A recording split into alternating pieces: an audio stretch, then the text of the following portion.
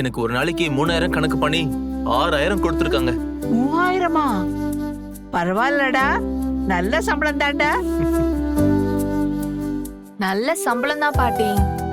ஆனா மாசத்துல எல்லா நாளும் வேலை இருக்காதே, 2-3 நாள் தான் கூப்பிடுவாங்களாம். ஓ, அப்ப டெய்லி கூப்பிட மாட்டாங்களா? கஷ்டமாச்சேடா குமரா. ஆரம்பத்துல கஷ்டம்தான் ஆச்சு. அதுக்கப்புறம் வேற வேற சீரியல் வைப்லாம் வரும். அப்ப நிறைய நாள் வேலை இருக்கும். சம்பளமும் போக போக இதை விட ஜாஸ்தியா தான் இருக்கும். ஓ, சரி சரி. அப்ப சீக்கிரமே அடுத்த வாய்ப்பு வர மாதிரி நல்லா நடிடா குமரா. சரி அம்மாச்சி. நல்ல வாய்ப்பா தாண்டா தெரியுது.